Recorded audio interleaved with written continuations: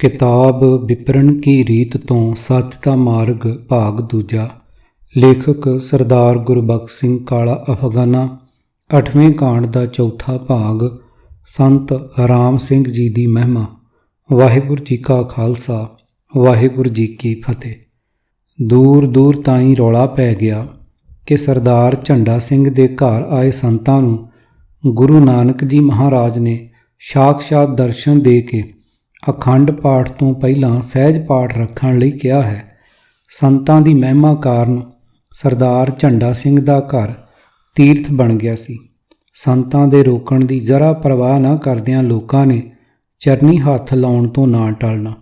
सेवादारां ने एक बोर्ड ते संतां वल्लों यह लिख के लटका दिता कि मैं संगतां दा निमाणा जिहा अते नीच जिहा दास हाँ, मेरे चरनी हत्थ लाउण दी लोड़ नहीं। पर इसका सगों उल्टा असर होया। लोगों ने यह कहना आरंभ कर दिता कि जपजी साहिब विच गुरु नानक साहिब जी ने अपने आप नूं नीच लिखिया है। संत जी भी अपने आप नूं नीच ही लिखते हैं। रौला पै गया कि संत जी गुरु नानक जी की पदवी ते पुज चुके हैं। संतां दे दर्शन गुरु नानक साहिब जी के दर्शन मन्ने जाण लग पे। लोगों ने धक्के नाल अंदर धस जाना ਅਤੇ ਸੰਤਾਂ ਦੇ ਚਰਨਾਂ ਤੇ ਜਾ ਮੱਥਾ ਰਗੜਨਾ। ਸੰਤਾਂ ਦੇ ਆਰਾਮ ਵਿੱਚ ਅਥਵਾ ਸਮਾਧੀ ਵਿੱਚ ਵਿਘਨ ਪੈਣ ਤੋਂ ਰੋਕਣ ਲਈ ਪ੍ਰਬੰਧਕਾਂ ਨੇ ਸੰਤਾਂ ਦੇ ਚਰਨ ਧੋ ਕੇ ਸੰਤਾਂ ਦਾ ਇਹ ਚਰਨਾਮਿਰਤ ਇੱਕ ਟੂਟੀ ਵਾਲੀ ਬਾਲਟੀ ਵਿੱਚ ਪਾ ਕੇ ਬਾਹਰ ਰੱਖ ਦਿੱਤਾ। ਸੰਤਾਂ ਮਹਾਂਪੁਰਖਾਂ ਦੇ ਚਰਨਾਂ ਤੋਂ ਬਣੇ ਚਰਨ ਅੰਮ੍ਰਿਤ ਦੀ ਚੂਲੀ ਲੈ ਕੇ ਲੋਕਾਂ ਦੀ ਤਸੱਲੀ ਹੋਣ ਲੱਗ ਪਈ। ਲੋਕ ਤਾਂ ਇਹ ਵੀ ਕਹਿੰਦੇ ਸੁਣੇ ਗਏ कि गुरु नानक जी भी तो सिखां नूं चरणामृत ही पिलाया करते सन। नोट इस बारे गुरबाणी अते भाई गुरदास जी दीआं वारां दे आधार ते बड़ी विस्तार नाल विचार पुस्तक दे चौथे भाग दे अंम੍ਰਿਤ प्रकरण विच कीती है। ये तो मगरों 10वें गुरां ने 5 प्यारियां वाला अंम੍ਰਿਤ चालू कर दिता सी। असली अंम੍ਰਿਤ तां चरणामृत ही है। इस बेदलीले रौले तो लोगों का यकीन होर भी पक्का हो गया कि चादरां वाले संत राम सिंह सतगुरु नानक जी का ही अवतार हैं। पर उन्हां दे हत्थ विच तीर वेख के कईयां ने उन्हां नूं कलगीधर दा रूप मन लिया सी। इस दुरंगी धारना के बन जाण कारण चर्चा हुंदी समय कई थाईं गर्मा गर्मी भी हो पैनी। आखिर किसी सियाणे ने यह दलील देनी कि 10 गुरां विच इक्को ही जोत सी। गल कि आखिर विच संतां दे दर्शन 10 पातशाहियां दे दर्शन समझे जाण लग पे सन। 1 घंटा सवेरे 1 घंटा शाम नूं पाठ वाले कमरे विच जाण दी आग्या सी। उंज भी पाठ वाले कमरे विच पाठ सुनण लई कोई भी नहीं सी टिकदा। मत्था टेकिया, प्रसाद लिया ते झट संतां दे चरणामृत दा घुट भर के जन्म सफला करन दी ही सारिआं नूं काहल हुंदी सी। फिर सारे जाने संत कुटिया के सामने लगे चंदोए हेठां आ बैठते सन। इस गल का खुला प्रचार सी कि पाठ सुनिया कोई लाभ नहीं है। शरधा अते पूरी विधि नाल पाठ कराउण नाल ही मूँह मंगियां मुरादां पूरीआं हो जांदियां हन। कई तां गुरु का प्रसाद लैना भी एवें भरम ही मन्नण लग पए सन। संतां दा चरणामृत अते उन्हां दी हाज़री भरनी ही अपना धर्म मन बैठे सन। बीबी शामो संतां दी महिमा दीआं गल्लां सुण के बलिहारे जा रही सी अते खुशी नाल फुल्ली नहीं सी समाउंदी। बीबी शामो आप तां सारा दिन संत टोले दी सेवा करन विच रुझी रहिंदी। संतां दे दर्शनां लई आउण वाली संगत नूं चाह पानी पिलाउण वास्ते महरा ते मिशराणी लाए होए सन। संतां दा प्रसाद पानी भाई टहल सिंह आप अडरे भांडिਆਂ ਅਤੇ ਅਡਰੇ ਚੁੱਲ੍ਹੇ ਚੌਂਕੇ ਵਿੱਚ ਉਚੇਚੀ ਸੋਚਣ ਨਾਲ ਤਿਆਰ ਕਰਕੇ ਉਹਨਾਂ ਨੂੰ ਛਕਾਉਂਦਾ ਸੀ। ਸੋਚਣ ਦੇ ਬਹਾਨੇ ਰਸੋਈ ਭਾਂਡੇ ਦਾ ਕੰਮ ਕਰਨ ਵਾਲੀ ਘਰ ਦੀ ਨੌਕਰਾਣੀ ਨੂੰ ਪਾਠ ਸਮਾਗਮ ਦੇ ਦਿਨਾਂ ਲਈ ਛੁੱਟੀ ਦੇ ਦਿੱਤੀ ਸੀ। ਕੰਮ ਕਾਜ ਵਿੱਚ ਹੁਣ ਟਹਿਲ ਸਿੰਘ ਹੀ ਬੀਬੀ ਸ਼ਾਮੋ ਦੀ ਸਹਾਇਤਾ ਕਰਦਾ ਸੀ ਤੇ ਨਾਲ ਹੀ ਸੰਤਾਂ ਦੀ ਮਹਿਮਾ ਦੇ ਕਿਸੇ ਕਹਾਣੀਆਂ ਸੁਣਾਉਂਦਾ ਰਹਿੰਦਾ ਸੀ। ਰਸੋਈ ਵਿੱਚ ਜੇ ਕਦੇ ਟਹਿਲ ਸਿੰਘ ਦਾ ਹੱਥ शामों के हाथ नूं लग जाना तो बीबी ने झटक देना। एक दिन टहल सिंह का हाथ बीबी की पिठ ते जा टिकिया तो शामों ने बड़े रंज नाल कहा, ਜੇ ਅਜਿਹੀ ਭੁੱਲ ਅੱਗੇ ਤੋਂ ਹੋਈ ਤਾਂ ਉਸ ਨੇ ਨੌਕਰਾਣੀ ਵਾਪਸ ਕੰਮ ਤੇ ਬੁਲਾ ਲੈਣੀ ਹੈ। ਟਹਿਲ ਸਿੰਘ ਸਮਝ ਗਿਆ ਸੀ ਕਿ ਸ਼ਾਮੋਂ ਤਾਈਂ ਪੁੱਜਣਾ ਸੌਖਾ ਨਹੀਂ ਹੈ। ਉਸ ਰਾਤ ਉਹ ਸੰਤਾਂ ਦੀ ਕੁਟੀਆ ਵਿੱਚ ਢੇਰ ਸਮਾਂ ਪਤਾ ਨਹੀਂ ਕੀ ਸਕੀਮਾਂ ਘੜਦਾ ਰਿਹਾ। ਅਗਲੇ ਦਿਨ ਸੰਤਾਂ ਨੇ ਆਪਣੇ ਇਤਬਾਰੀ ਸੇਵਾਦਾਰ ਨੂੰ ਬੀਬੀ ਪ੍ਰੀਤੋ ਵੱਲ ਭੇਜ ਦਿੱਤਾ ਸੀ। ਸੰਤਾਂ ਦੀ ਕੁਟੀਆ ਦੇ ਅੰਦਰ ਕੋਈ ਨਹੀਂ ਸੀ ਜਾ ਸਕਦਾ। ਪੰਡੋਰੀ ਰਹਿੰਦੇ ਸਮੇਂ ਤਾਂ ਟਹਿਲ ਸਿੰਘ ਕਿਸੇ ਇਸਤਰੀ ਨੂੰ ਤਪ ਅਸਥਾਨ ਦੇ ਅੰਦਰ ਭੇਜ ਸਕਦਾ ਸੀ, ਪਰ ਇੱਥੇ ਕੋਈ ਵੀ ਇਸਤਰੀ ਸੰਤ ਕੁਟੀਆ ਦੇ ਨੇੜੇ ਨਹੀਂ ਸੀ ਆ ਸਕਦੀ। ਰਹਿਰਾਸ ਸਾਹਿਬ ਦੇ ਪਾਠ ਸਮੇਂ 1 ਘੰਟੇ ਵਾਸਤੇ ਸੰਤ ਜੀ ਬਾਹਰ ਬਣੀ ਗੱਦੀ ਤੇ ਆ ਬਰਾਜਦੇ ਸਨ। ਸਿਰਫ ਉਸ ਵੇਲੇ ਦਰਸ਼ਨ ਕਰਨ ਵਾਲਿਆਂ ਵਿੱਚ ਤਰੀਮਤਾਂ ਵੀ ਬੈਠ ਸਕਦੀਆਂ ਸਨ। ਅੱਗੇ ਪਿੱਛੇ ਇੱਥੇ ਤੱਕ ਕੇਵਲ ਮਰਦ ਹੀ ਆ ਸਕਦੇ ਸਨ। ਬੀਬੀਆਂ ਲਈ ਚਰਨਾਮ੍ਰਿਤ ਦੇ ਭਾਂਡੇ ਨੂੰ ਵੀ ਹਟਵੇਂ ਥਾਂ ਰੱਖਿਆ ਹੋਇਆ ਸੀ। ਦਰਸ਼ਨਾਂ ਦੇ ਅਬਲਾਕੀ ਰਹਿਰਾਸ ਵਾਲੇ ਉਸ ਘੰਟੇ ਨੂੰ ਬੜੀ ਬੇਚੈਨੀ ਨਾਲ ਉਡੀਕਦੇ ਰਹਿੰਦੇ ਅਤੇ ਝੰਡਾ ਸਿੰਘ ਦੇ ਘਰ ਉਸ ਵੇਲੇ ਤਾਈਂ ਤਕੜੀ ਭੀੜ ਹੋ ਜਾਇਆ ਕਰਦੀ ਸੀ। ਭਾਈ ਜੀਵਨ ਸਿੰਘ ਬੜੀ ਸੁਰੀਲੀ ਧੁਨੀ ਵਿੱਚ ਰਹਿਰਾਸ ਸਾਹਿਬ ਦਾ ਪਾਠ ਕਰਦੇ ਤੇ ਫਿਰ ਗੁਰੂ ਗ੍ਰੰਥ ਸਾਹਿਬ ਵਾਲੇ ਕਮਰੇ ਵੱਲ ਮੂੰਹ ਕਰਕੇ ਸੰਤ ਜੀ ਅਰਦਾਸਾਂ ਸੋਧਦੇ ਹਨ। ਜੈਕਾਰਾ ਬੁਲਾ ਕੇ ਸੰਤ ਜੀ ਸਾਰੀ ਸੰਗਤ ਨੂੰ ਨਾਮ ਸਿਮਰਨ ਦਾ ਉਪਦੇਸ਼ ਦੇ ਕੇ ਅੰਦਰ ਜਾ ਵੜਦੇ ਸਨ। ਸਰਦਾਰ ਝੰਡਾ ਸਿੰਘ ਦਾ ਇਕਲੌਤਾ ਭਾਣਜਾ ਗੁਰਦਿਆਲ ਸਿੰਘ ਖੇਤੀਬਾੜੀ ਦਾ ਕੰਮਕਾਜ ਵੇਖਣ ਵਾਲੇ ਜਥੇ ਨਾਲ ਰੂਸ ਗਿਆ ਹੋਇਆ ਸੀ। ਇਸ ਕਾਰਨ ਪਾਠ ਆਰੰਭ ਹੋਣ ਸਮੇਂ ਹਾਜ਼ਰ ਨਹੀਂ ਸੀ ਹੋ ਸਕਿਆ। ਇਹ ਗੁਰਮੁਖ ਬੱਚਾ ਗੁਰਬਾਣੀ ਦੇ ਸਿਧਾਂਤ ਨੂੰ ਪੂਰੀ ਤਰ੍ਹਾਂ ਸਮਝਣ ਦਾ ਚਾਹਵਾਨ ਹੋਣ ਕਰਕੇ ਕਾਲਜ ਦੀ ਪੜ੍ਹਾਈ ਉਪਰੰਤ 2 ਸਾਲ ਸਿੱਖ ਮਿਸ਼ਨਰੀ ਕਾਲਜ ਵਿੱਚ ਲਾ ਆਇਆ ਸੀ। ਰੂਸ ਤੋਂ ਮੁੜਦੇ ਨੂੰ ਜਦ ਉਸ ਦੀ ਮਾਤਾ ਨੇ ਆਪਣੇ ਵੀਰ ਦੇ ਘਰ ਸਮਾਗਮ ਦੀ ਸਾਰੀ ਗੱਲ ਦੱਸੀ ਤਾਂ ਝੱਟ ਹੀ ਆਪਣੇ ਮਾਮਾ ਜੀ ਦੇ ਘਰ ਆ ਗਿਆ। ਆਪਣੀ ਪਿਆਰੀ ਮਾਮੀ ਜੀ ਨੂੰ ਫਤਿਹ ਬੁਲਾਈ। ਮਾਮਾ ਜੀ ਤਾਂ ਕਿਸੇ ਸੇਵਾਦਾਰ ਦੇ ਨਾਲ ਸ਼ਹਿਰ ਗਿਆ ਹੋਇਆ ਸੀ, ਸੋ ਗੁਰਦਿਆਲ ਸਿੰਘ ਪਾਠ ਵਾਲੇ ਕਮਰੇ ਵਿੱਚ ਜਾ ਬੈਠਾ। ਸਬੱਬ ਨਾਲ ਉਸ ਸਮੇਂ ਪਾਠ ਹੋ ਰਿਹਾ ਸੀ। ਅੱਧੇ ਕੁ ਘੰਟੇ ਮਗਰੋਂ ਪਾਠੀ ਨੇ ਸਮਾਪਤੀ ਕਰ ਦਿੱਤੀ। ਪ੍ਰਸ਼ਾਦ ਲੈ ਕੇ ਗੁਰਦਿਆਲ ਸਿੰਘ ਸੰਤਾਂ ਦੇ ਦਰਸ਼ਨ ਲਈ ਆ ਗਿਆ। ਸੰਤ ਕੁਟੀਆ ਦੇ ਅੰਦਰ ਵੜਨ ਲੱਗਾ ਤਾਂ ਸੰਤਾਂ ਦੇ ਅੰਗ ਰੱਖਿਅਕ ਭਾਈ ਜੀਵਨ ਸਿੰਘ ਨਾਮੀ ਸੇਵਾਦਾਰ ਨੇ ਉਹਨਾਂ ਨੂੰ ਅੰਦਰ ਨਾ ਜਾਣ ਦਿੱਤਾ।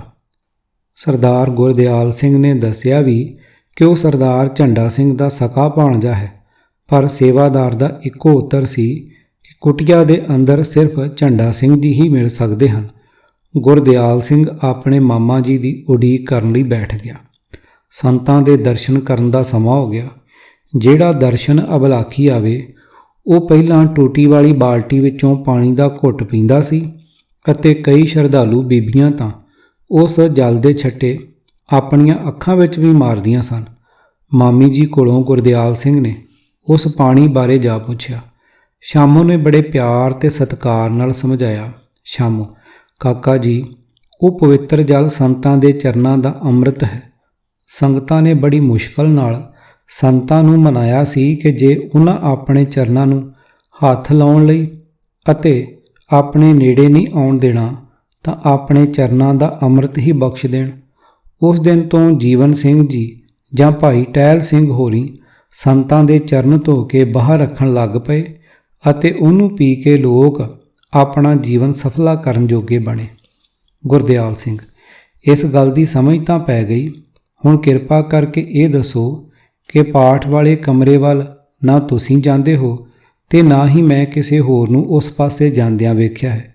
ਕਿ ਉਧਰ ਜਾਣ ਦੀ ਵੀ ਸੰਤਾਂ ਵੱਲੋਂ ਕੋਈ ਮਨਾਹੀ ਹੈ? ਸ਼ਾਮੋ, ਮੇਰੇ ਭੋਲੇ ਕਾਕਾ ਜੀ, ਪਾਠ ਸੁਣਨ ਵਿੱਚ ਕੀ ਰੱਖਿਆ ਹੈ? ਸਾਰਾ ਕੁਝ ਸੰਤਾਂ ਦੇ ਦਰਸ਼ਨਾਂ ਵਿੱਚ ਤਾਂ ਹੈ। ਸੰਤਾਂ ਦੀ ਕਿਰਪਾ ਨਾਲ ਪਾਠ ਤਾਂ ਹੋਈ ਹੀ ਜਾ ਰਿਹਾ ਹੈ। ਅਸਾਂ ਭਲਾ ਉੱਥੇ ਜਾ ਕੇ ਕੀ ਕਰਨਾ ਹੈ? ਸਰਦਾਰ ਗੁਰਦਿਆਲ ਸਿੰਘ ਨੇ ਸਾਰੀ ਸਥਿਤੀ ਭਾਂਪ ਲਈ। ਮਾਮੀ ਜੀ ਨਾਲ ਹੋਰ ਗੱਲ ਕਰਨੀ ਠੀਕ ਨਾ ਸਮਝ ਕੇ ਬੈਠਕ ਦੇ ਨਾਲ ਦੇ ਕਮਰੇ ਵਿੱਚ ਜਾ ਬੈਠਾ। ਇਸ ਸੁੰਦਰ ਕਮਰੇ ਵਿੱਚ ਬਿਜਲੀ ਦੀ ਫਿਟਿੰਗ ਬੜੀ ਰੀਝ ਨਾਲ ਕਰਾਈ ਹੋਈ ਸੀ। ਗਰਮੀਆਂ ਲਈ ਬੜਾ ਵਧੀਆ ਛੱਤ ਦਾ ਪੱਖਾ ਤੇ ਕੂਲਰ ਲੱਗਾ ਹੋਇਆ ਸੀ।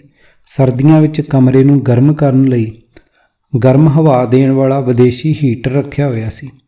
ਦੋਹਰੀਆਂ ਟਿਊਬਾਂ ਦੀ ਚਿੱਟੀ ਲੋ ਕੰਧਾਂ ਤੇ ਹੋਏ ਹਲਕੇ ਪੀਲੇ ਰੰਗ ਨੂੰ ਹੋਰ ਵੀ ਸੁੰਦਰ ਬਣਾਉਂਦੀਆਂ ਸੀ।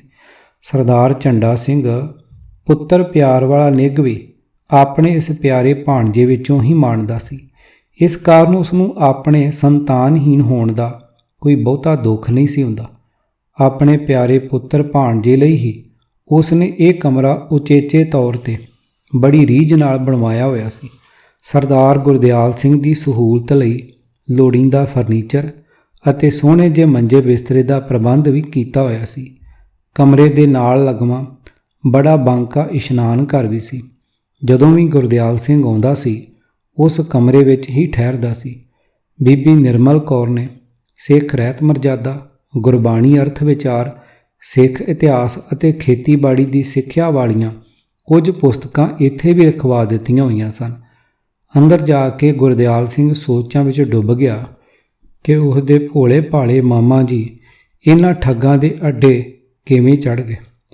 ਰਹਿਰਾਸ ਦਾ ਪਾਠ ਹੋ ਹੀ ਰਿਹਾ ਸੀ ਕਿ ਸਰਦਾਰ ਝੰਡਾ ਸਿੰਘ ਸ਼ਹਿਰੋਂ ਪਰਤ ਆਇਆ। ਗੁਰਦਿਆਲ ਸਿੰਘ ਨੂੰ ਵੇਖ ਕੇ ਬਾਗੋ ਬਾਗ ਹੋ ਗਿਆ, ਘੁੱਟ ਕੇ ਛਾਤੀ ਨਾਲ ਲਾਇਆ, ਆਪਣੇ ਭਾਣਜੇ ਪੁੱਤਰ ਨੂੰ ਅਤੇ ਪਿਆਰ ਨਾਲ ਸੁੱਖ ਸ਼ਾਂਤ ਪੁੱਛੀ। ਸ਼ਹਿਰ ਜਾਣ ਦਾ ਕਾਰਨ ਪੁੱਛਣ 'ਤੇ ਝੰਡਾ ਸਿੰਘ ਨੇ ਗੁਰਦਿਆਲ ਸਿੰਘ ਨੂੰ ਦੱਸਿਆ ਕਿ ਸੇਵਾਦਾਰਾਂ ਨੂੰ ਬਦਾਮ, ਪਿਸਤਾ, ਛੁਹਾਰੇ ਅਤੇ ਇਹੋ ਜਿਹਾ ਹੋਰ ਨੇਕ ਸੁੱਖ ਚਾਹੀਦਾ ਸੀ, ਇਸ ਲਈ ਉਸ ਦੇ ਨਾਲ ਸ਼ਹਿਰ ਚਲਾ ਗਿਆ ਸੀ। ਕਦੋਂ ਦਾ ਆਇਆ ਹੈ? ਰੂਸ ਦੇ ਦੌਰੇ ਦੀ ਗੱਲ ਸੁਣਾ। ਕੁਝ ਖਾਤਾ ਪੀਤਾ ਕਿ ਬੈਠਾ ਪੜ੍ਹੀ ਹੀ ਜਾ ਰਿਹਾ। ਅਜਿਹੀਆਂ ਰਸਮੀ ਗੱਲਾਂ ਬਾਤਾਂ ਹੋ ਚੁੱਕੀਆਂ ਤਾਂ ਗੁਰਦਿਆਲ ਸਿੰਘ ਨੇ ਕਿਹਾ, ਗੁਰਦਿਆਲ ਸਿੰਘ, ਮਾਤਾ ਜੀ ਪਾਠ ਰਖਾਉਣ ਦੀ ਗੱਲ ਦੱਸੀ ਸੀ ਤਾਂ ਸੋਚਿਆ ਕਿ ਪਹਿਲਾਂ ਸੰਤਾਂ ਦੇ ਦਰਸ਼ਨ ਕਰਨਾ ਵਾ। ਇੱਥੇ ਆਇਆ ਹਾਂ ਤਾਂ ਵੇਖਿਆ ਕਿ ਸਾਡੇ ਹੀ ਘਰ ਆਏ ਸੰਤ ਨੂੰ ਸਾਥੋਂ ਹੀ ਦੂਰ ਕਰ ਦਿੱਤਾ ਹੋਇਆ। ਸੇਵਾਦਾਰ ਨੇ ਅੰਦਰ ਹੀ ਨਹੀਂ ਜਾਣ ਦਿੱਤਾ। ਝੰਡਾ ਸਿੰਘ, ਕੋਈ ਨਹੀਂ ਕਾਕਾ, ਮੈਂ ਪੁੱਛਦਾ ਹਾਂ। ਇੰਨੀ ਗੱਲ ਆਖ ਕੇ ਉਸੇ ਵੇਲੇ ਹੀ ਝੰਡਾ ਸਿੰਘ ਸੰਤ ਕੁਟੀਆ ਵੱਲ ਚਲਾ ਗਿਆ। ਥੋੜ੍ਹੇ ਚਿਰ ਪਿੱਛੋਂ ਉਹੀ ਜੀਵਨ ਸਿੰਘ ਗੁਰਦਿਆਲ ਸਿੰਘ ਨੂੰ ਬੁਲਾਉਣ ਲਈ ਆ ਗਿਆ। ਅੰਦਰ ਵੜਦਿਆਂ ਹੀ ਅਤਰ ਦੀ ਸੰਘਣੀ ਵਾਸ਼ਨਾ ਨੇ ਗੁਰਦਿਆਲ ਸਿੰਘ ਦਾ ਸਵਾਗਤ ਕੀਤਾ। ਹੱਥ ਜੋੜ ਕੇ ਸੰਤਾਂ ਨੂੰ ਫਤਿਹ ਬੁਲਾਈ। ਸੰਤਾਂ ਨੇ ਕੋਈ ਉੱਤਰ ਦੇਣ ਦੇ ਥਾਂ ਕੁਰਸੀ ਵੱਲ ਇਸ਼ਾਰਾ ਕਰ ਦਿੱਤਾ। ਗੁਰਦਿਆਲ ਸਿੰਘ ਬੈਠ ਗਿਆ। ਝੰਡਾ ਸਿੰਘ ਨੇ ਸੰਤਾਂ ਨੂੰ ਦੱਸਿਆ ਕਿ ਗੁਰਦਿਆਲ ਸਿੰਘ ਦਬੁਰਜੀ ਪਿੰਡ ਦਾ ਸਭ ਤੋਂ ਵੱਡਾ ਜ਼ਿਮੀਂਦਾਰ ਹੈ। ਬੜੀ ਖੁੱਲ੍ਹੀ ਅਤੇ ਸੁਧਰੀ ਹੋਈ ਵਾਹੀ ਕਰਾਉਂਦਾ ਹੈ। ਅੰਮ੍ਰਿਤਸਰ ਦੀ ਸਬਜ਼ੀ ਮੰਡੀ ਦਾ ਬਹੁਤਾ ਥਾਂ ਇਸੇ ਦੀਆਂ ਹੀ ਸਬਜ਼ੀਆਂ ਨੇ ਮੱਲਿਆ ਹੁੰਦਾ ਹੈ। ਇਹ ਸੁਣ ਕੇ ਸੰਤਾਂ ਨੇ ਬੜੇ ਉਚੇਚੇ ਧਿਆਨ ਨਾਲ ਸੁੱਖ ਸਾਂਦ ਪੁੱਛੀ। ਗੁਰਦਿਆਲ ਸਿੰਘ ਨੇ ਗੁਰਮਤਿ ਗਿਆਨ ਦੀ ਗੱਲ ਚਲਾਉਣ ਲਈ ਬੜੀ ਨਿਮਰਤਾ ਨਾਲ ਇੱਕ ਸ਼ਲੋਕ ਪੜ੍ਹਨ ਦੀ ਆਗਿਆ ਮੰਗੀ।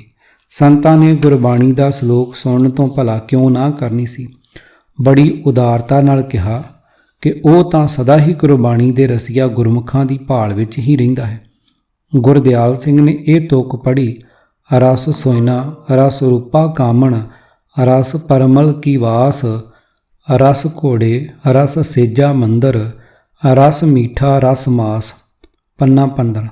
ਸੰਤ ਜੀ ਝੱਟ ਵਿੱਚ ਹੀ ਬੋਲ ਪਏ, ਸੰਤ ਕਾਕਾ ਜੀ, ਅਸੀਂ ਲੋਕਾਂ ਨੂੰ ਇਸੇ ਕਰਕੇ ਹੀ ਮਾਸ ਖਾਣੋਂ ਵਰਜਦੇ ਹਾਂ ਕਿਉਂਕਿ ਸਤਿਗੁਰਾਂ ਨੇ ਇਸ ਨੂੰ ਰਸ ਕਿਹਾ ਹੈ। ਗੁਰਦਿਆਲ ਸਿੰਘ, ਸਨਮਾਨਿਤ ਸੰਤ ਜੀ, ਦਾਸ ਦੀ ਬੇਨਤੀ ਹੈ ਕਿ ਰਸਾਂ ਵਿੱਚ ਮਾਸ ਦਾ ਨਾਂ ਤਾਂ ਸਤਿਗੁਰਾਂ ਨੇ ਸਭ ਤੋਂ ਅਖੀਰ ਵਿੱਚ ਲਿਆ ਹੈ ਕਿ ਆਪ ਜੀ ਦੇ ਖਿਆਲ ਵਿੱਚ ਬਾਕੀ ਦੇ ਰਸਾਂ ਵੱਲ ਸਾਡਾ ਧਿਆਨ ਨਹੀਂ ਜਾਣਾ ਚਾਹੀਦਾ। ਸੰਤ, ਕਿਉਂ ਨਹੀਂ ਜਾਣਾ ਚਾਹੀਦਾ? ਸਤਿਗੁਰਾਂ ਦਾ ਇੱਕ ਇੱਕ ਬਚਨ ਅਮੋਲਕ ਹੈ ਅਤੇ ਘੁੱਟ ਕੇ ਪੱਲੇ ਬੰਨਣ ਯੋਗ ਹੈ। ਅਜਿਹੇ ਬਚਨ ਬਲਾ ਸ਼ੁਰੂ ਹੀ ਹੋਏ ਹੀ ਸਨ ਕਿ ਸੰਤਾਂ ਦਾ ਅੰਗ ਰੱਖਿਅਕ ਭਾਈ ਜੀਵਨ ਸਿੰਘ ਅਤੇ 2 ਸੇਵਾਦਾਰ ਹੋਰ ਅੰਦਰ ਆ ਕੇ ਬੈਠ ਗਏ। ਗੁਰਦਿਆਲ ਸਿੰਘ ਬੜੀ ਨਿਮਰਤਾ ਨਾਲ, ਕਿ ਆਪ ਜੀ ਪਰਮਲ ਕੀ ਵਾਸ ਦੇ ਅਰਥ ਸਮਝਾਉਣ ਦੀ ਕਿਰਪਾਲਤਾ ਕਰਦੇ ਹੋ। ਸੰਤ ਜੀ, ਪਹਿਲਾਂ ਤਾਂ ਠਠੰਬਰ ਗਏ ਪਰ ਪੁਰਾਣੇ ਘੁਲਾਟੀਏ ਸਨ, ਝੱਟ ਪੈਂਦੜਾ ਬਦਲ ਲਿਆ। ਸੰਤ ਕਾਕਾ, ਤੂੰ ਸਾਡਾ ਇਮਤਿਹਾਨ ਲੈਣ ਆਇਆ ਹੈ? ਗੁਰਦਿਆਲ ਸਿੰਘ ਹੱਥ ਬੰਨ੍ਹ ਕੇ, ਨਹੀਂ ਸੰਤ ਜੀ, ਮੈਂ ਤਾਂ ਆਪ ਜੀ ਵਰਗੇ ਗਿਆਨ ਦੇ ਭੰਡਾਰੇ ਅਤੇ ਪਹੁੰਚੇ ਹੋਏ ਮਹਾਂਪੁਰਖਾਂ ਤੋਂ ਕੁਝ ਸਿੱਖਣ ਲਈ ਹੀ ਗੱਲ ਕਰਨ ਦੀ ਆਗਿਆ ਮੰਗੀ ਸੀ। ਗੁਰਦੇਵ ਜੀ ਦਾ ਫੁਰਮਾਨ ਹੈ ਕਿ ਸੰਤ ਮਿਲੇ ਕਿਛ ਸੁਣੀਐ ਕਹੀਐ, ਮਿਲੇ ਅਸੰਤ ਮਸ਼ਟ ਕਰ ਰਹੀ ਹੈ। ਪੰਨਾ 870। ਆਪ ਜੀ ਨੂੰ ਛੱਡ ਕੇ ਕਿਸੇ ਅਸੰਤ ਨਾਲ ਤਾਂ ਗਿਆਨ ਦੀ ਗੱਲ ਨਹੀਂ ਛੇੜੀ ਜਾ ਸਕਦੀ ਜੀ। ਸੰਤ, ਛਿੱਬੇ ਜੇ ਹੋ ਕੇ ਸੰਤ ਜੀ ਬੋਲੇ, ਪਰਮਲ ਖੁਸ਼ਬੂਦਾਰ ਪਦਾਰਥ ਨੂੰ ਕਹੀਦਾ ਹੈ। ਗੁਰਦਿਆਲ ਸਿੰਘ, ਸਤਿਕਾਰਯੋਗ ਸੰਤ ਜੀ, ਮਾਸ ਦੇ ਨਾਲ ਸਤਿਗੁਰਾਂ ਨੇ ਪਰਮਲ ਕੀ ਵਾਸ ਨੂੰ ਹੀ ਧਾਰਸ ਹੀ ਕਿਹਾ ਹੈ। ਕਈ ਖੇਡਾਂ ਖੇਡ ਚੁੱਕੇ ਹੋਏ ਸੰਤ ਰਾਮ ਸਿੰਘ ਦੇ ਕੋਲ ਗੁਰਦਿਆਲ ਸਿੰਘ ਨੇ ਜਦੋਂ ਹੀ ਰਸ ਸੋਇਨਾ ਵਾਲਾ ਸ਼ਲੋਕ ਬੋਲਿਆ ਸੀ, ਉਹ ਉਸੇ ਸਮੇਂ ਹੀ ਤਾੜ ਗਏ ਸਨ ਕਿ ਮੁੰਡੇ ਨੇ ਅੰਤਰ ਤੇ ਚੋਟ ਕੀਤੀ ਹੈ। ਤਦੇ ਹੀ ਗੱਲ ਨੂੰ ਟਾਲਣ ਵਾਸਤੇ ਉਹਨਾਂ ਨੇ ਝਟਪਟ ਮਾਸ ਦੀ ਗੱਲ ਕੀਤੀ ਸੀ। ਸੰਤ ਚਾਹੁੰਦੇ ਸਨ ਕਿ ਉਹਨਾਂ ਦਾ ਇਸ਼ਾਰਾ ਸਮਝ ਕੇ ਗੁਰਦਿਆਲ ਸਿੰਘ ਗੱਲ ਨੂੰ ਅੱਗੇ ਨਾ ਤੋਰੇਗਾ, ਪਰ ਸਰਲ ਸੁਭਾਅ ਅਤੇ ਸੱਚ ਬੋਲਣ ਵਾਲਾ ਜਵਾਨ ਉਮਰ ਗੁਰਦਿਆਲ ਸਿੰਘ ਸੱਚ ਨੂੰ ਉਜਾਗਰ ਕਰਨਾ ਆਪਣਾ ਸਿੱਖੀ ਧਰਮ ਸਮਝ ਚੁੱਕਾ ਸੀ। ਹੁਣ ਜਦ ਸਾਰਾ ਹੀ ਭਾਂਡਾ ਭਜਦਾ ਵੇਖਿਆ ਤਾਂ ਗੁਰਦਿਆਲ ਸਿੰਘ ਦੀ ਗੱਲ ਪੂਰੀ ਹੋਣ ਤੋਂ ਪਹਿਲਾਂ ਹੀ ਸੰਤ ਜੀ ਬੜੇ ਰੋਹ ਵਿੱਚ ਬੋਲੇ, ਸੰਤ ਮੁੰਡਿਆ, ਤੂੰ ਪਹਿਲਾਂ ਮੈਨੂੰ ਅਸੰਤ ਕਿਹਾ ਤੇ ਹੁਣ ਤੂੰ ਸਤਿਗੁਰਾਂ ਤੇ ਵੀ ਕਿੰਤੂ ਕਰਨ ਲੱਗ ਪਿਆ ਹੈ। ਤੇਰੀ ਮੱਤ ਤੇ ਨਹੀਂ ਮਾਰੀ ਹੋਈ। ਇੱਕ ਸੇਵਾਦਾਰ ਝੱਟ ਹੀ ਗੁਰਦਿਆਲ ਸਿੰਘ ਨੂੰ ਬੜੇ ਆਦਰ ਨਾਲ ਉਠਾ ਕੇ ਬਾਹਰ ਲੈ ਗਿਆ। ਮਗਰੋਂ ਸੰਤਾਂ ਨੇ ਝੰਡਾ ਸਿੰਘ ਨੂੰ ਕਿਹਾ, ਐਸੇ ਮੂਰਖ ਮੁੰਡੇ ਨੂੰ ਲਿਆ ਕੇ ਤੁਸਾਂ ਮੇਰੇ ਹਿਰਦੇ ਦੇ ਟਿਕਾਉ ਨੂੰ ਭੰਗ ਕੀਤਾ ਹੈ ਅਤੇ ਪ੍ਰਭੂ ਨਾਲੋਂ ਮੇਰੀ ਲਿਵ ਤੋੜਨ ਦਾ ਵੱਡਾ ਪਾਪ ਕੀਤਾ। ਜਿਹੜਾ ਝੰਡਾ ਸਿੰਘ ਕਦੇ ਕਿਸੇ ਕੋਲੋਂ ਗੁਰਦਿਆਲ ਸਿੰਘ ਬਾਰੇ ਮੰਦੀ ਭਾਵਨਾ ਵਾਲਾ ਇੱਕ ਸ਼ਬਦ ਵੀ ਨਹੀਂ ਸੀ ਸੁਣ ਸਕਦਾ, ਉਹੀ ਸਰਦਾਰ ਝੰਡਾ ਸਿੰਘ ਅੱਜ ਸੰਤਾਂ ਦੇ ਚਰਨ ਫੜ ਕੇ ਆਪਣੀ ਭੁੱਲ ਮੰਨ ਕੇ ਅੱਗੇ ਤੋਂ ਸੁਚੇਤ ਰਹਿਣ ਦਾ ਇਕਰਾਰ ਕਰ ਰਿਹਾ ਸੀ। ਕਾਰਨ ਆਪਣੇ ਘਰ ਪੁੱਤਰ ਦੀ ਲਾਲਸਾ ਪ੍ਰਬਲ ਹੋ ਚੁੱਕੀ ਸੀ। ਗੁਰਦਿਆਲ ਸਿੰਘ ਪ੍ਰਤੀ ਪੁੱਤਰ ਪਿਆਰ ਘਟ ਰਿਹਾ ਸੀ। ਗੁਰਦਿਆਲ ਸਿੰਘ ਸੇਵਾਦਾਰ ਦੇ ਨਾਲ ਆਪਣੇ ਕਮਰੇ ਵਿੱਚ ਜਾ ਬੈਠਾ। ਉਹ ਸਮਝਦਾਰ ਸੇਵਾਦਾਰ ਨੇ ਆਪਣਾ ਨਾਮ ਗਿਆਨ ਸਿੰਘ ਦੱਸਿਆ ਅਤੇ ਗੁਰਦਿਆਲ ਸਿੰਘ ਦੇ ਮਨ ਤੋਂ ਅਸਰ ਦੂਰ ਕਰਨ ਦੇ ਯਤਨ ਵਿੱਚ ਬੋਲਿਆ, ਗਿਆਨ ਸਿੰਘ, ਤੁਸਾਂ ਜ਼ਰਾ ਵੀ ਕੋਈ ਬੇਅਰਥ ਬਚਨ ਨਹੀਂ ਸੀ ਬੋਲਿਆ। ਭਾਣਾ ਇਹ ਵਰਤਿਆ ਕਿ ਅਜਿਹੀ ਪੁੱਛ ਅੱਜ ਤਾਈਂ ਕਿਸੇ ਨੇ ਸੰਤਾਂ ਤੋਂ ਕੀਤੀ ਹੀ ਨਹੀਂ ਸੀ। ਜਿਹੜੇ ਕੰਨ ਸਤ ਬਚਨ ਜੀ ਹੀ ਸੁਣਨਾ ਗਿੱਝੇ ਹੋਏ ਹੋਣ, ਉਹਨਾਂ ਨੂੰ ਤੁਹਾਡੇ ਬਚਨ ਕਿਵੇਂ ਚੰਗੇ ਲੱਗ ਸਕਦੇ ਸਨ। ਲੋੜ ਤੋਂ ਬਿਨਾਂ ਕਿਸੇ ਪਦਾਰਥ ਦੀ ਵਰਤੋਂ ਰਸ ਹੀ ਤਾਂ ਹੈ। ਤੁਹਾਡਾ ਇਸ਼ਾਰਾ ਬੜਾ ਅਰਥ ਭਰਪੂਰ ਸੀ। ਗੁਰਦਿਆਲ ਸਿੰਘ, ਚਲੋ ਛੱਡੋ ਇਸ ਗੱਲ ਨੂੰ। ਇਹ ਦੱਸੋ ਕਿ ਤੁਸੀਂ ਸੰਤਾਂ ਦੇ ਡੇਰੇ ਕਿੰਨੀ ਦੇਰ ਤੋਂ ਸੇਵਾ ਕਰ ਰਹੇ ਹੋ। ਗਿਆਨ ਸਿੰਘ, ਮੈਂ ਅਸਲ ਵਿੱਚ ਸਾਬੋ ਕੀ ਤਲਵੰਡੀ ਦਮਦਮਾ ਸਾਹਿਬ ਦਾ ਰਹਿਣ ਵਾਲਾ ਹਾਂ। ਭਾਈ ਈਸ਼ਰ ਸਿੰਘ ਜਿਹੜਾ ਮੇਰੇ ਨਾਲ ਹੀ ਅੰਦਰ ਵੜਿਆ ਸੀ, ਮੇਰੀ ਮਾਸੀ ਦਾ ਪੁੱਤਰ ਹੈ। ਮੈਂ ਉਸ ਨੂੰ ਮਿਲਣ ਆਇਆ ਸਾਂ ਕਿ ਸੰਤਾਂ ਦਾ ਪ੍ਰੋਗਰਾਮ ਇੱਧਰ ਆਉਣ ਦਾ ਬਣ ਗਿਆ। ਮੈਨੂੰ ਵੀ ਪਾਠੀਆਂ ਵਿੱਚ ਰੱਖ ਲਿਆ ਅਤੇ ਨਾਲ ਹੀ ਲੈ ਆਏ। ਇਸ ਡੇਰੇ ਵਿੱਚ ਮੈਂ ਪੱਕਾ ਨਹੀਂ ਰਹਿੰਦਾ। ਗੁਰਦਿਆਲ ਸਿੰਘ, ਗਿਆਨ ਸਿੰਘ ਜੀ, ਦਾਸ ਦਾ ਇਹ ਵਿਸ਼ਵਾਸ ਬਣ ਚੁੱਕਾ ਹੈ ਕਿ ਜੇ ਅਸਾਂ ਗੁਰੂ ਦੀ ਸਿੱਖਿਆ ਨੂੰ ਸਮਝ ਕੇ ਉਸ ਅਨੁਸਾਰ ਆਪਣਾ ਜੀਵਨ ਨਹੀਂ ਢਾਲਣਾ ਤਾਂ ਅਸੀਂ ਸੱਚੇ ਹਿਰਦੇ ਤੋਂ ਗੁਰੂ ਦੇ ਸਿੱਖ ਬਿਲਕੁਲ ਨਹੀਂ ਹਾਂ। ਸਿੱਖ ਹੋਣ ਦਾ ਐਵੇਂ ਡਰਾਮਾ ਹੀ ਕਰ ਰਹੇ ਹਾਂ। ਮੇਰੀ ਇਸ ਧਾਰਨਾ ਬਾਰੇ ਆਪ ਜੀ ਦਾ ਕੀ ਵਿਚਾਰ ਹੈ। ਗਿਆਨ ਸਿੰਘ, ਮੇਰਾ ਵਿਚਾਰ ਵੀ ਇਹੀ ਹੈ ਕਿ ਗੁਰੂ ਦੀ ਸਿੱਖਿਆ ਅਨੁਸਾਰ ਤੁਰਨਾ ਛੱਡ ਕੇ ਹੀ ਅਸੀਂ ਖੱਜਲ ਖੁਆਰ ਹੋ ਰਹੇ ਹਾਂ। ਗੁਰਦਿਆਲ ਸਿੰਘ, ਬੜੀ ਖੁਸ਼ੀ ਹੋਈ ਹੈ ਜੋ ਤੁਸਾਂ ਨੇ ਅੰਧ ਵਿਸ਼ਵਾਸੀਆਂ ਵਾਲਾ ਉੱਤਰ ਨਹੀਂ ਦਿੱਤਾ। ਇੱਥੋਂ ਭਰੋਸਾ ਵੱਝਦਾ ਹੈ ਕਿ ਆਪ ਜੀ ਦੇ ਅੰਦਰ ਗੁਰਮਤਿ ਗਿਆਨ ਅਨੁਸਾਰ ਜੀਵਨ ਢਾਲ ਸਕਣ ਦੀ ਭੁੱਖ ਹੈ। ਗਿਆਨ ਸਿੰਘ, ਗੁਰੂ ਦੀ ਮਿਹਰ ਹੈ ਜੋ ਦਾਸ ਨੂੰ ਗੁਰਬਾਣੀ ਦੇ ਅਰਥ ਸਮਝਣ ਦੀ ਚੇਟਕ ਲਾ ਦਿੱਤੀ ਹੋਈ ਹੈ। ਇਸੇ ਭੁੱਖ ਨੂੰ ਹੀ ਮਿਟਾਉਣ ਵਾਸਤੇ ਮੈਂ ਸੰਤਾਂ ਦੇ ਡੇਰੇ ਜਾ ਕੇ ਮਹਾਂਪੁਰਖਾਂ ਦੀ ਸੰਗਤ ਕਰਦਾ ਹਾਂ। ਕਦੇ ਕਦੇ ਭਿੰਡਰੀ ਵੀ ਚਲਾ ਜਾਂਦਾ ਹਾਂ, ਕਿਉਂਕਿ ਉਹ ਵੀ ਆਪਣੇ ਡੇਰੇ ਨੂੰ ਦਮਦਮਾ ਸਾਹਿਬ ਦੀ ਟਕਸਾਲ ਨਾਲ ਹੀ ਜੋੜਦੇ ਹਨ। ਗੁਰਦਿਆਲ ਸਿੰਘ, ਫਿਰ ਤਾਂ ਆਪ ਜੀ ਦਾਸ ਨੂੰ ਇਹ ਸਮਝਾ ਸਕੋਗੇ ਕਿ ਗੁਰਬਾਣੀ ਨੂੰ ਸੁਣਨ ਅਤੇ ਸਮਝਣ ਦੀ ਲੋੜ ਮੁਕਾ ਕੇ ਕਿਸੇ ਖਾਸ ਵਿਧੀ ਦੁਆਰਾ ਕੀਤਾ ਹੋਇਆ ਗੁਰਬਾਣੀ ਦਾ ਸਿਰਫ ਮੰਤਰ ਪਾਠ ਕੀ ਕਿਸੇ ਦਾ ਕੁਝ ਸਵਾਰ ਸਕਦਾ ਹੈ। ਗਿਆਨ ਸਿੰਘ, ਦੇਖੋ ਜੀ, ਮੈਂ ਨਿੱਜੀ ਤੌਰ ਤੇ ਇਸ ਦਾ ਠੀਕ ਉੱਤਰ ਨਹੀਂ ਦੇ ਸਕਦਾ। ਭਿੰਡਰਾਂ ਵਾਲੇ ਸੰਤ ਗੁਰਬਚਨ ਸਿੰਘ ਜੀ ਨੇ ਇੱਕ ਪੁਸਤਕ ਗੁਰਮਤਿ ਰਹਿਤ ਮਰਜ਼ਾਦਾ ਲਿਖੀ ਸੀ, ਜਿਸ ਨੂੰ ਸੰਤ ਮੋਹਨ ਸਿੰਘ ਜੀ ਭਿੰਡਰਾਂ ਵਾਲੇ ਨੇ ਛਪਵਾ ਦਿੱਤਾ ਸੀ। ਉਸ ਪੁਸਤਕ ਦੇ 166 ਸਫ਼ੇ ਤੋਂ 225 ਸਫ਼ੇ ਤੱਕ ਪਾਠਾਂ ਦੇ ਕਰਨ ਦੀ ਮਰਜ਼ਾਦਾ ਅਤੇ ਉਸ ਤੋਂ ਮਿਲ ਸਕਣ ਵਾਲੇ ਬੇਅੰਤ ਫਲਾਂ ਦਾ ਜ਼ਿਕਰ ਕੀਤਾ ਹੋਇਆ ਹੈ। ਉਸ ਵਿੱਚ ਸੰਤ ਜੀ ਮਹਾਰਾਜ ਨੇ ਕਿਸੇ ਇੱਕ ਥਾਂ ਵੀ ਬਾਣੀ ਨੂੰ ਸੁਣਨ ਅਤੇ ਸਮਝਣ ਦੀ ਕੋਈ ਗੱਲ ਨਹੀਂ ਲਿਖੀ ਹੋਈ। ਬਾਣੀ ਦੇ ਗਿਆਨ ਅਨੁਸਾਰ ਆਪਣਾ ਜੀਵਨ ਢਾਲ ਲੈਣ ਵਾਲਾ ਉਪਦੇਸ਼ ਸਾਰੀ ਪੁਸਤਕ ਵਿੱਚ ਕਿਤੇ ਨਹੀਂ ਹੈ। ਜੇ ਸੰਤ ਜੀ ਕਿਸੇ ਅਜਿਹੀ ਲੋੜ ਨੂੰ ਲਾਹੇਵੰਦ ਸਮਝਦੇ ਹੁੰਦੇ ਤਾਂ ਜ਼ਰੂਰ ਲਿਖਦੇ। ਸੋ ਮੈਂ ਤਾਂ ਇਹੀ ਕਹਾਂਗਾ ਕਿ ਸੰਤਾਂ ਮਹਾਂਪੁਰਖਾਂ ਦਾ ਲਿਖਿਆ ਹੀ ਸੱਚ ਹੈ। ਵਿਧੀ ਨਾਲ ਅਤੇ ਪੂਰੀ ਸਮੱਗਰੀ ਦੀ ਸਹਾਇਤਾ ਨਾਲ ਕੀਤੇ ਹੋਏ ਪਾਠ ਜ਼ਰੂਰ ਫਲ ਦਿੰਦੇ ਹੋਣੇ ਹਨ। ਸੰਤਾਂ ਨੇ ਤਾਂ ਕਈ ਥਾਈਂ ਇਹ ਵੀ ਲਿਖਿਆ ਹੈ ਕਿ ਪੂਰੀ ਵਿਧੀ ਨਾਲ ਕੀਤਾ ਜਾਂ ਕਰਾਇਆ ਪਾਠ ਪ੍ਰਾਣੀ ਦਾ ਲੋਕ ਪਰਲੋਕ ਦੋਵੇਂ ਹੀ ਸੁਵਾਰਦਾ ਹੈ। ਗੁਰਦਿਆਲ ਸਿੰਘ ਦਾਸ ਦੇ ਕੋਲ ਵੀ ਸੰਤ ਗੁਰਬਚਨ ਸਿੰਘ ਦੀਆਂ ਲਿਖੀਆਂ 2 ਪੁਸਤਕਾਂ ਹਨ। ਇੱਕ ਇਹੀ ਰਹਿਤ ਮਰਜ਼ਾਦਾ ਅਤੇ ਦੂਜੀ ਗੁਰਬਾਣੀ ਪਾਠ ਦਰਸ਼ਨ। ਉਹਨਾਂ ਪੁਸਤਕਾਂ ਦੇ ਪੜ੍ਹਨ ਤੋਂ ਦਾਸ ਦੇ ਅੰਦਰ ਜਿਹੜੇ ਸ਼ੰਕੇ ਉਤਪੰਨ ਹੋਏ ਹਨ ਉਹਨਾਂ ਦੀ ਗੱਲ ਫੇਰ ਕਰਾਂਗੇ। ਪਹਿਲਾਂ ਆਪ ਜੀ ਦਾਸ ਨੂੰ ਇਹ ਸਮਝਾਓ ਕਿ ਤੁਸੀਂ ਪੰਥਕ ਰਹਿਤ ਮਰਜ਼ਾਦਾ ਦੀ ਗੱਲ ਕਿਉਂ ਨਹੀਂ ਕੀਤੀ। ਕਿ ਪੰਥ ਦੇ ਸਮੁੱਚੇ ਫੈਸਲੇ ਨਾਲੋਂ ਤੁਸੀਂ ਕਿਸੇ ਇੱਕ ਸਿੱਖ ਦੀ ਲਿਖੀ ਮਰਜ਼ਾਦਾ ਨੂੰ ਸ੍ਰੇਸ਼ਟ ਮੰਨਦੇ ਹੋ। ਗਿਆਨ ਸਿੰਘ ਦਾਸ ਨੂੰ ਪਤਾ ਹੈ ਕਿ ਪੰਥ ਨੂੰ ਗੁਰੂ ਦਾ ਦਰਜਾ ਮਿਲਿਆ ਹੋਇਆ ਹੈ, ਇਸ ਲਈ ਪੰਥ ਦੀ ਪ੍ਰਵਾਨ ਕੀਤੀ ਹੋਈ ਮਰਜ਼ਾਦਾ ਦੀ ਥਾਂ ਕੋਈ ਹੋਰ ਮਰਜ਼ਾਦਾ ਨਹੀਂ ਲੈ ਸਕਦੀ ਅਤੇ ਸਾਰੇ ਪੰਥ ਵਿੱਚ ਇੱਕ ਮਰਜ਼ਾਦਾ ਦਾ ਨਾਂ ਚੱਲਣਾ ਬੜੀ ਵੱਡੀ ਬਦਕਿਸਮਤੀ ਵਾਲੀ ਗੱਲ ਹੈ। ਪਰ ਇਹ ਤਾਂ ਦੇਖੋ ਕਿ ਇਸ ਮੰਦਭਾਗੀ ਹਾਲਤ ਨੂੰ ਸੱਦਾ ਕਿਸ ਨੇ ਭੇਜਿਆ। ਸਿੱਖ ਪੰਥ ਦਾ ਕੇਂਦਰੀ ਅਸਥਾਨ ਜਿਸ ਤੇ ਸਾਰੇ ਪੰਥ ਦੀ ਅਗਵਾਈ ਕਰਨ ਦੀ ਜ਼ਿੰਮੇਵਾਰੀ ਹੈ ਅਤੇ ਜਿਸ ਸਰਬ ਉੱਚ ਅਸਥਾਨ ਤੋਂ ਹੀ ਪੰਥਕ ਪ੍ਰਵਾਨਗੀ ਦੀ ਮੋਹਰ ਵਾਲੀ ਮਰਜ਼ਾਦਾ ਜਾਰੀ ਹੋਈ ਹੋਵੇ, ਉਸੇ ਥਾਂ ਤੇ ਹੀ ਉਸ ਮਰਜ਼ਾਦਾ ਦੀ ਘੋਰ ਉਲੰਘਣਾ ਕੀਤੀ ਜਾ ਰਹੀ ਹੋਵੇ ਤਾਂ ਫਿਰ ਜੇ ਸੂਝਵਾਨ ਲੋਕਾਂ ਦਾ ਵਿਸ਼ਵਾਸ ਪੰਥਕ ਹੁਕਮਾਂ ਤੋਂ ਬਗਾਵਤ ਕਰ ਜਾਵੇ ਤਾਂ ਇਸ ਵਿੱਚ ਅਚੰਭੇ ਵਾਲੀ ਕਿਹੜੀ ਗੱਲ ਹੈ। ਦੁਖੀ ਹੋ ਕੇ ਕੇਂਦਰੀ ਮਰਜ਼ਾਦਾ ਤੋਂ ਬਾਗੀ ਹੋਏ ਲੋਕ ਆਪ ਵੀ ਡੇਰਿਆਂ ਨਾਲ ਜਾ ਜੁੜਦੇ ਹਨ ਅਤੇ ਉਹਨਾਂ ਦੀ ਪ੍ਰੇਰਨਾ ਨਾਲ ਕਈ ਹੋਰ ਵੀ ਪੰਥਕ ਲੀਡਰਾਂ ਤੋਂ ਦੂਰ ਹੋ ਜਾਂਦੇ ਹਨ ਅਤੇ ਦਿਨੋਂ ਦਿਨ ਦੂਰ ਹੋ ਰਹੇ ਹਨ। ਲੋਕਾਂ ਨੂੰ ਇਕਮੁੱਠ ਰੱਖਣ ਦਾ ਇਹਨਾਂ ਕੇਂਦਰੀ ਮਹੰਤਾਂ ਨੇ ਕਦੇ ਕੋਈ ਯਤਨ ਨਹੀਂ ਕੀਤਾ, ਸਗੋਂ ਆਪ ਵੀ ਉਹਨਾਂ ਹੀ ਸੰਤਾਂ ਦੇ ਡੇਰਿਆਂ ਤੇ ਜਾ ਕੇ ਮੱਥੇ ਰਗੜਦੇ ਹਨ ਜਿਨ੍ਹਾਂ ਨੇ ਅੱਡੋ ਅੱਡਰੀਆਂ ਮਰਜ਼ਾਦਾ ਚਲਾਈਆਂ ਹੋਈਆਂ ਹਨ। ਫਿਰ ਉਹਨਾਂ ਦੀ ਚਲਾਈ ਮਰਜ਼ਾਦਾ ਵਿੱਚ ਮੈਨੂੰ ਜਾਂ ਕਿਸੇ ਹੋਰ ਸਿੱਖ ਨੂੰ ਵੀ ਕੋਈ ਐਬ ਕਿਵੇਂ ਨਜ਼ਰ ਆਵੇ। ਗੁਰਦਿਆਲ ਸਿੰਘ ਆਪ ਜੀ ਦਾ ਸਾਰਾ ਰੋਸ ਸਿਰ ਮੱਥੇ ਤੇ ਹੈ। ਪੰਥਕ ਮਰਜ਼ਾਦਾ ਦੀ ਖੰਡਨਾ ਵਾਲੀ ਕੀ ਤੁਸੀਂ ਕੋਈ ਉਦਾਹਰਨਾਂ ਦੇ ਸਕਦੇ ਹੋ। ਗਿਆਨ ਸਿੰਘ ਤੁਸੀਂ ਮਰਜ਼ਾਦਾ ਦੀ ਖੰਡਨਾ ਦੀ ਗੱਲ ਪੁੱਛਦੇ ਹੋ। ਭੋਲੇ ਸਰਦਾਰ ਜੀ, ਉੱਥੇ ਤਾਂ ਨਿਰੀ ਪੰਥਕ ਮਰਜ਼ਾਦਾ ਅਥਵਾ ਗੁਰਮਤਿ ਸਿਧਾਂਤ ਦੀ ਹੀ ਖੰਡਨਾ ਕੀਤੀ ਜਾ ਰਹੀ ਹੈ, ਸਗੋਂ ਸਿੱਧੀ ਗੁਰੂ ਦਰਬਾਰ ਦੀ ਵੀ ਖਿੱਲੀ ਉਡਾਈ ਜਾ ਰਹੀ। ਪਿੱਛੇ ਜੇ ਤੁਸੀਂ ਅਖਬਾਰ ਵਿੱਚ ਪੜ੍ਹਿਆ ਹੋਣਾ ਹੈ ਕਿ ਸ਼੍ਰੋਮਣੀ ਕਮੇਟੀ ਦੇ ਪ੍ਰਧਾਨ ਟੌੜਾ ਸਾਹਿਬ ਨੇ ਕਿਸੇ ਸਿਆਸੀ ਝਗੜੇ ਕਾਰਨ ਗੁਰੂ ਦਰਬਾਰ ਦੀ ਏਡੀ ਹੇਠੀ ਕੀਤੀ ਕਿ ਅਕਾਲ ਤਖਤ ਦੇ ਜਥੇਦਾਰ ਪ੍ਰੋਫੈਸਰ ਦਰਸ਼ਨ ਸਿੰਘ ਜੀ ਨੂੰ ਅਸਤੀਫਾ ਦੇਣਾ ਪੈ ਗਿਆ ਸੀ।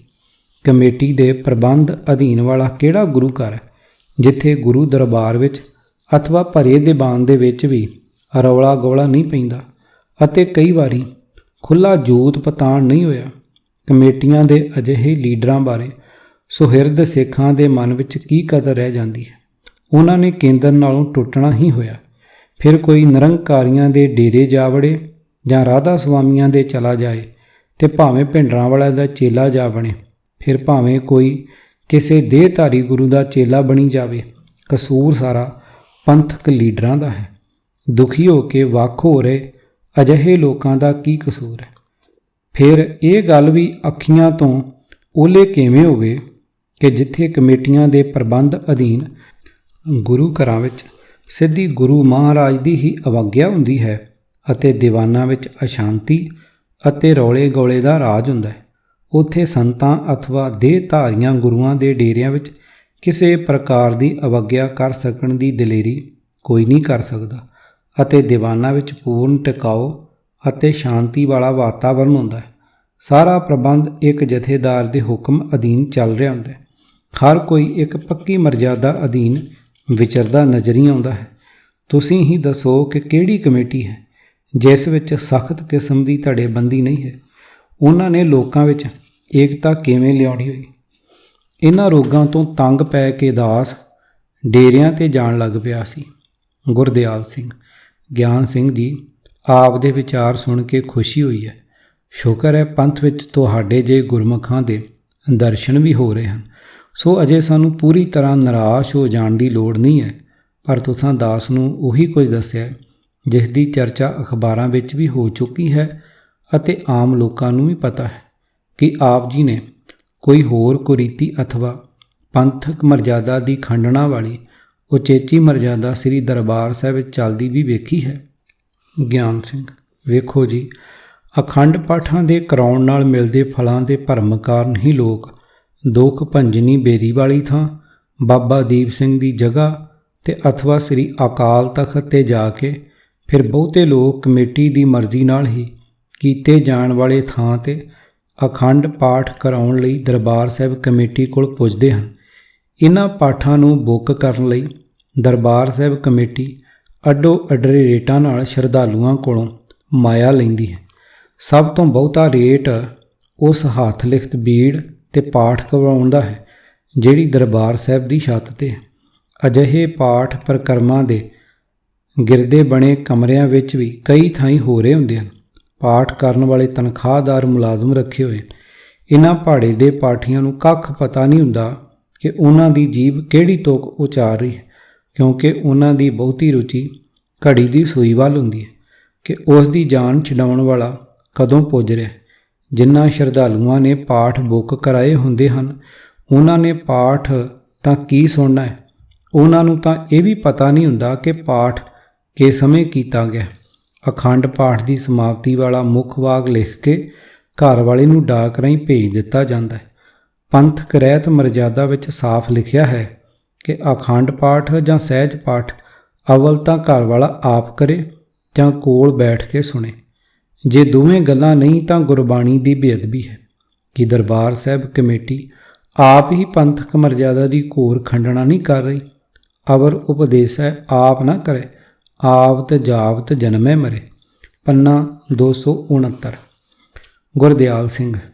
ਗਿਆਨ ਸਿੰਘ ਜੀ, ਆਪ ਦੇ ਵਿਚਾਰ ਸ਼ਲਾਘਾਯੋਗ ਹਨ, ਪਰ ਕੁਝ ਪ੍ਰਬੰਧਕਾਂ ਦੀ ਭੁੱਲ ਦੇ ਕਾਰਨ ਕਿਸੇ ਸੱਚੇ ਸੁੱਚੇ ਗੁਰਸਿੱਖ ਨੂੰ ਕੇਂਦਰੀ ਮੁੱਖ ਧਾਰਾ ਨਾਲੋਂ ਕਿਸੇ ਵੀ ਹਾਲਤ ਵਿੱਚ ਅੱਡ ਨਹੀਂ ਹੋਣਾ ਚਾਹੀਦਾ।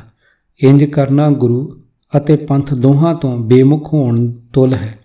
ਪੰਥ ਦੀ ਮਰਜ਼ਾਦਾ ਵਿੱਚ ਰਹਿੰਦਿਆਂ ਹੀ ਪੰਥ ਵਿੱਚ ਆ ਰਹੀਆਂ ਬਹੁਪੱਖੀ ਕਮਜ਼ੋਰੀਆਂ ਨੂੰ ਦੂਰ ਕਰਨ ਦੇ ਯਤਨ ਕਰਨੇ ਚਾਹੀਦੇ ਹਨ। ਪੰਥਕ ਲੀਡਰਾਂ ਨੂੰ ਚਿੱਠੀਆਂ ਲਿਖ ਕੇ ਉਹਨਾਂ ਨੂੰ ਜਗਾਉਣ ਦੇ ਯਤਨ ਕਰੀਏ, ਨਹੀਂ ਤਾਂ ਫਿਰ ਸੰਸਥਾਵਾਂ ਬਣਾ ਕੇ ਲੋਕਾਂ ਵਿੱਚ ਜਾਗਰਤੀ ਲਿਆ ਕੇ ਮਹੰਤ ਬਣ ਚੁੱਕੇ ਲੀਡਰਾਂ ਨੂੰ ਇਕੱਲੇ ਕਰ ਦਈਏ। ਪਰ ਆਪ ਹੀ ਪੰਥਕ ਧੁਰੇ ਨਾਲ ਟੁੱਟ ਜਾਣਾ ਹੋਰ ਵੀ ਵੱਧ ਬਦਕਿਸਮਤੀ ਹੈ। ਸਾਡੀ ਵਿਚਾਰ ਦਾ ਅਸਲ ਵਿਸ਼ਾ ਇਹ ਸੀ ਕਿ ਕੀ ਕਿਸੇ ਖਾਸ ਵਿਧੀ ਨਾਲ ਕੀਤੇ ਹੋਏ ਜਾਂ ਪੈਸੇ ਦੇ ਕੇ ਕਰਾਏ ਹੋਏ ਪਾਠਾਂ ਦਾ ਕੋਈ ਲਾਭ ਹੈ ਕਿ ਨਹੀਂ। ਇਸ ਦੇ ਉੱਤਰ ਵਿੱਚ ਆਪ ਜੀ ਨੇ ਸੰਤ ਗੁਰਬਚਨ ਸਿੰਘ ਭਿੰਡਰਾਂਵਾਲੇ ਦੀ ਲਿਖੀ ਰਹਿਤ ਮਰਜ਼ਾਦਾ ਦਾ ਹਵਾਲਾ ਦਿੱਤਾ ਸੀ। ਆਪਾਂ ਆਪਣੀ ਵਿਚਾਰ ਦਾ ਧੁਰਾ ਕੇਵਲ ਗੁਰਬਾਣੀ ਨੂੰ ਹੀ ਮੰਨੀਏ ਤਾਂ ਠੀਕ ਰਹੇਗਾ। ਜਿਹੜਾ ਕੰਮ ਸਤਿਗੁਰਾਂ ਨੂੰ ਨਹੀਂ ਪਾਉਂਦਾ, ਸਾਨੂੰ ਚਾਹੀਦਾ ਹੈ ਕਿ ਉਸ ਕਰਮ ਦੇ ਨੇੜੇ ਨਾ ਜਾਈਏ। ਖਾਸ ਕਰਕੇ ਵਿਪਰਨ ਦੀ ਕਿਸੇ ਵੀ ਰੀਤ ਨੂੰ ਕਦੇ ਨਹੀਂ ਅਪਣਾਉਣਾ ਚਾਹੀਦਾ। ਸੋ ਆਪ ਜੀ ਦਾਸ ਦੇ ਉਸ ਪ੍ਰਸ਼ਨ ਦਾ ਸਿੱਧਾ ਉੱਤਰ ਦਿਓ ਕਿ ਕੀ ਵਿਧੀਆਂ ਦੇ ਆਸਰੇ ਗੁਰਬਾਣੀ ਦੇ ਪਾਠ ਨੂੰ ਫਲ ਦੇਣ ਯੋਗ ਬਣਾਉਣ ਵਾਲੀ ਮਰਜ਼ਾਦਾ ਬ੍ਰਾਹਮਣੀ ਕਰਮਕਾਂਡ ਹੀ ਤਾਂ ਨਹੀਂ? ਕਿ ਇਹ ਜੋ ਕੁਝ ਮੇਰੇ ਮਾਮਾ ਜੀ ਦੇ ਘਰ ਹੋ ਰਿਹਾ ਹੈ, ਇਸ ਦਾ ਫਲ ਕਿਤੇ ਇਹ ਤਾਂ ਨਹੀਂ ਇੱਕ ਭਾਉ ਲੱਥੀ ਨਾਤਿਆਂ ਦੋਏ ਭਾ ਚੜ੍ਹੀਏ ਸਹੋਰ। ਪੰਨਾ 799। ਗਿਆਨ ਸਿੰਘ। ਵੇਖੋ ਜੀ, ਜਦ ਮੇਰੀ ਸ਼ਰਧਾ ਭਿੰਡਰਾਂਵਾਲੇ ਦੀ ਮਰਜ਼ਾਦਾ 'ਤੇ ਜਾ ਟਿਕੀ ਤਾਂ ਮੈਂ ਇਸ ਤੋਂ ਉਲਟ ਸੋਚਣਾ ਪਾਪ ਮੰਨ ਲਿਆ ਸੀ। ਅੱਜ ਵਿਚਾਰਨ ਦਾ ਸਮਾਂ ਸਤਿਗੁਰਾਂ ਬਖਸ਼ਿਆ ਹੈ, ਜੋ ਆਪ ਜਿਹੇ ਵਿਦਵਾਨ ਦੀ ਸੰਗਤ ਬਖਸ਼ੀ ਹੈ। ਮੰਤਰ ਪਾਠ ਅਥਵਾ ਉਚੇਚੀਆਂ ਵਿਧੀਆਂ ਨਾਲ ਕੀਤੇ ਜਾਣ ਵਾਲੇ ਪਾਠ ਕਰਨ ਨਾਲ ਕੋਈ ਫਲ ਮਿਲਦਾ ਹੈ ਕਿ ਨਹੀਂ, ਇਸ ਬਾਰੇ ਗੁਰਬਾਣੀ ਦਾ ਸਿਧਾਂਤ ਸਮਝਾਉਣ ਦੀ ਕਿਰਪਾਲਤਾ ਤੁਸੀਂ ਹੀ ਕਰੋ। ਗੁਰਦਿਆਲ ਸਿੰਘ। ਪਾਠ ਕਰਨ ਦੀਆਂ ਉਚੇਚੀਆਂ ਵਿਧੀਆਂ ਬਾਰੇ ਗੁਰਮਤਿ ਵਿਚਾਰ ਕਰਨ ਤੋਂ ਪਹਿਲਾਂ ਮੰਤਰ ਪਾਠ ਅਤੇ ਇਸ ਦੇ ਜਨਮਦਾਤਾ ਬਾਰੇ ਵਿਚਾਰ ਕਰ ਲਈਏ। ਕਿਤਾਬ ਵਿਪਰਨ ਕੀ ਰੀਤ ਤੋਂ ਸੱਚ ਦਾ ਮਾਰਗ ਭਾਗ ਦੂਜਾ। ਲੇਖਕ ਸਰਦਾਰ ਗੁਰਬਖਸ਼ ਸਿੰਘ ਕਾਲਾ ਅਫਗਾਨਾ। 8ਵੇਂ ਕਾਂਡ ਦਾ ਚੌਥਾ ਭਾਗ। ਆਵਾਜ਼ ਗੁਰਜੰਟ ਸਿੰਘ ਰੂਪੋਵਾਲੀ। ਵਾਹਿਗੁਰੂ ਜੀ ਕਾ ਖਾਲਸਾ, ਵਾਹਿਗੁਰੂ ਜੀ ਕੀ ਫਤਿਹ।